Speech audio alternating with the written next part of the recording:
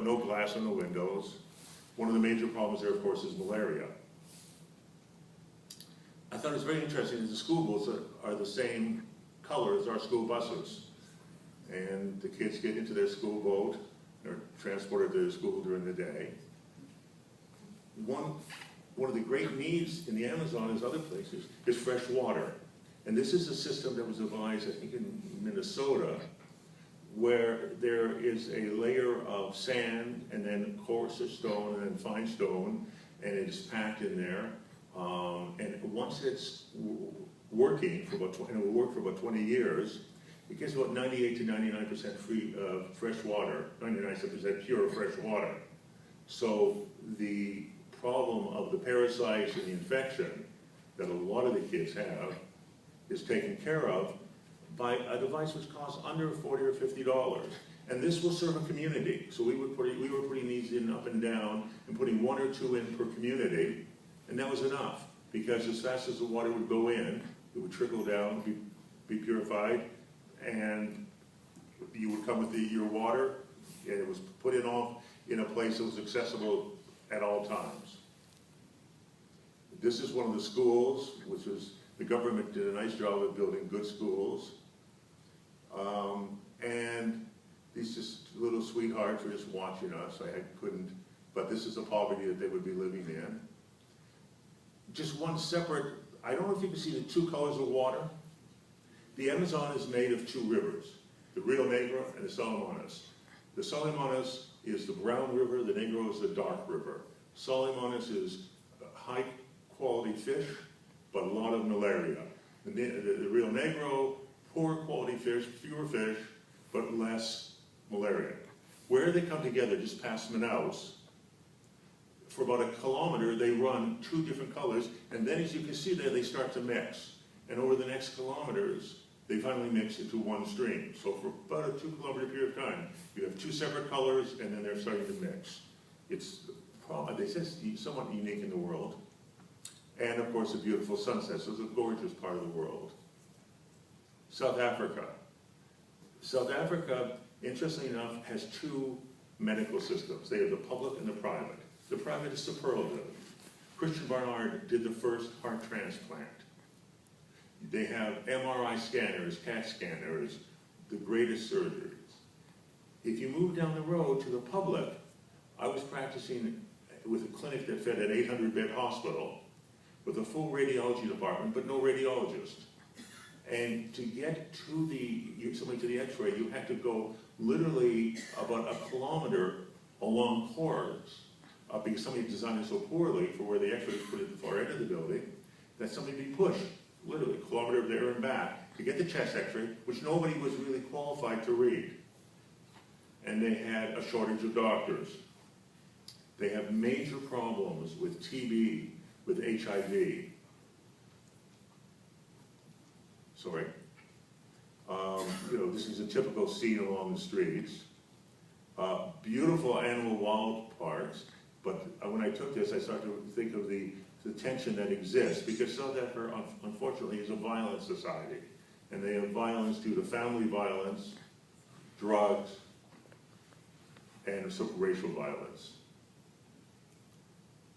This young girl was behind a glass. She is HIV positive, and they had HIV clinics in almost every, separate clinics in every health center, and also TB clinics. HIV, they have a lot of inherited rare diseases. Not many people have 6 fingers, but somebody's, what's wrong? No, somebody's beeping. Sorry. India. India was fascinating. We went to the northern part of India, to the foothills of the Himalayas, or as they say, Himalayas. And this is where the Dalai Lama lives. And it was a group that goes 5 times a year. We see about 3,500 patients during the month. And this is a young monk. The monasteries are beautiful. The scenery is just magnificent. This is one of their annual pageants. And that is a large, we think, basal cell. And they were told by a local provider that it's okay. So the quality of medicine for the average person was poor. Again, just the scenery.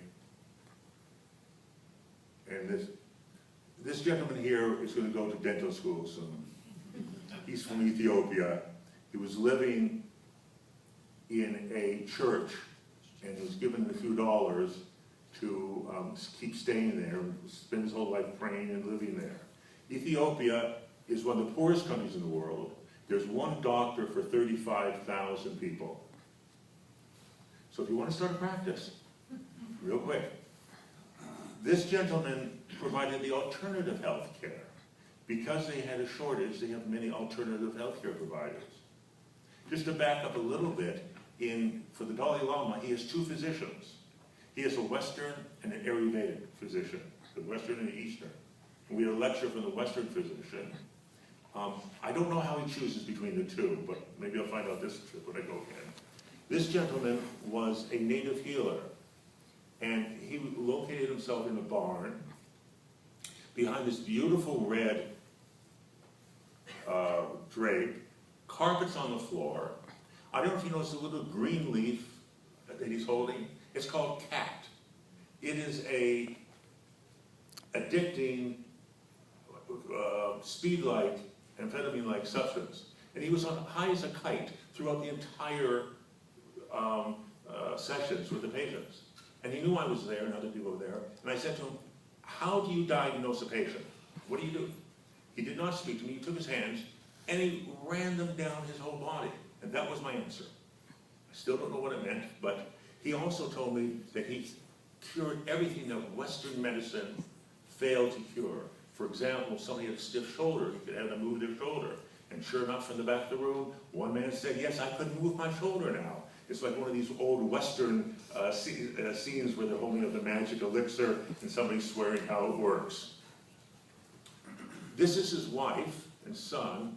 I love the tattoos around her neck. This is one of the average dwellings. And the interesting thing is when I was taking the pictures, people were smiling at me. You would think if you're living in a dwelling like this, you mentioned how we would be feeling, and you're not. This, unfortunately, is a bathroom for about 40 people. This is in a compound where people were waiting. This is what they had for a bathroom. I went with an Ethiopian surgeon, and we went outside the village for a weekend to have a clinic, and they announced that doctors will be coming, and 900 people show up. And there's the two of us with some nurse practitioners, and you just started and you just kept going and going and going. And the trouble was there's no ambulance service, so if we found something that was serious, we couldn't transport them.